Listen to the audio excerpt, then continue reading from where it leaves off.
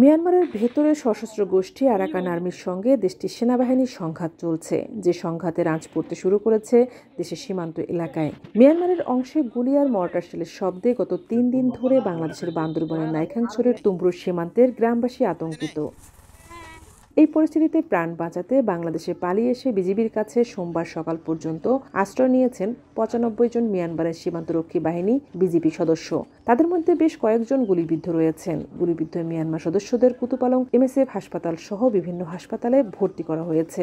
স্থানীয়রা জানিয়েছেন, মিয়ানমার অংশে গোলাবারুদ আর বিস্ফোরকের বিকট শব্দে বান্দরবানের নাইখাংছড়ির ঘুমধুমু সীমান্ত এলাকার লোকজন আতঙ্কিত। প্রয়োজন ছাড়া কেউ বাড়ি থেকে বের হচ্ছেন না। ভীতিকর পরিস্থিতিতে অনেকে সীমান্তে গ্রাম ছেড়ে চলে যাচ্ছেন। যেভাবে গোলাগুলি করতেছে আমাদের বাড়িতে পর্যন্ত ২-৪টা পর্যন্ত মোটরসাইকেল আছে, আর ছোট রাইফেলের বুলেট আমরা প্রায় ২০-৫০টা মতো পাইছি। এখন আমরা ওইটা নিয়ে আতঙ্কিত আছি যে কারণ কোন সময় আমাদের বাড়িঘর পর্যন্ত জ্বলে যায় ওই মোটরসাইকেলে, কারণ আমাদের কোনো নাই, গ্যারান্টি নাই। এলাকাবাসী খুব আতঙ্কের মধ্যে আছে।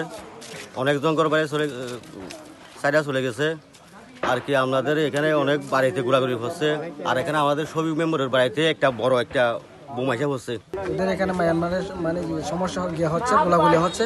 আমাদের বাংলাদেশের অনেক আতঙ্কের মধ্যে আছে। এখান থেকে লোকজন যা আছে তার গাড়ি নিয়ে চলে যাচ্ছে। আমার আত্মীয় স্বজন আসলে আমরা ওখানে দেখার জন্য আছি, আরও আমাদের আস্তে আস্তে ওরা আগে চলে গেল। মিয়ানমার সীমান্তে চলা যুদ্ধের কারণে অনিরাপদ হয়ে উঠেছে বাংলাদেশ সীমান্ত। সীমান্তবর্তী এলাকার লোকজনের জীবনের নিরাপত্তা চান জনপ্রতিনিধিরাও। আমাদের দেশে অনেক গোলাগুলি আসতেছে, এবং আমার বাড়ির উঠানো একটা বড় মোটরসাইকেল আছে, আমার বাড়ির ট্রেন ঝাঁঝরা হয়ে গেছে। আমরা খুব আতঙ্কতে আছি, এলাকাবাসী খুব আতঙ্কতে আছে। এবং আমার ওয়ার্ড একজন এই হিন্দু ফবিন্দ্র নামের একটা লোক গুলিবিদ্ধ হয়েছে।